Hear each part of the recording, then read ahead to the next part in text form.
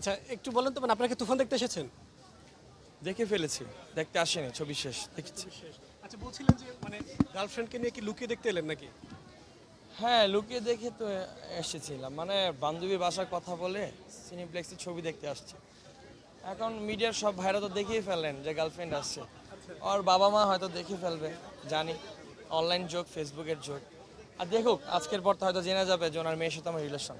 আচ্ছা আপু এখন তো একটা প্রবলেম হয়ে গেল যে তুফান দেখতে এলেন, তুফান দেখতে এসে এখন বাবা মায়ের কাছে ফান হয়ে গেল।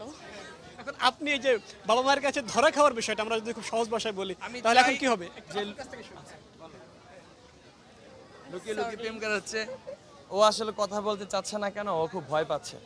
তো লুকিয়ে লুকিয়ে প্রেম করার চেয়ে এই যে তুফান দেখে সবার সামনে এই যে আপনাদের বললাম যে ও আমার গার্লফ্রেন্ড, ওর বাবা মা আর ফ্যামিলির সবাই দেখুক, ওর আর অন্যান্য ছেলেরা যেসব সম্বন্ধ নিয়ে আসে তারাও দেখুক যে ওর বয়ফ্রেন্ড নিয়ে সিনেপ্লেক্সে বসুন্ধরা ছবি দেখতে আসছে।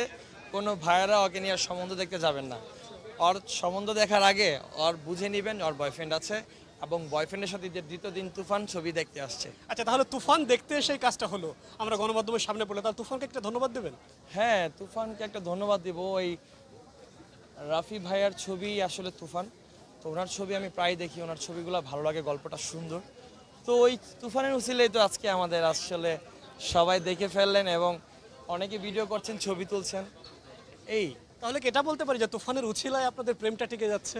আমি যদি তুফানের উছিলা যদি সবাই ফ্যামিলিগতভাবে বিয়ে করতে পারি, তাহলে আপনাদের সব সাংবাদিক ভাইদের একদিন ডেকে আমি সবাইকে মিষ্টি খাওয়াই দিব। আচ্ছা একটা আপুর কাছ থেকে একটু শুনি, তো লজ্জা পাচ্ছেন, একটু যদি বলতেন। ও ভয় পাচ্ছে। Thank you.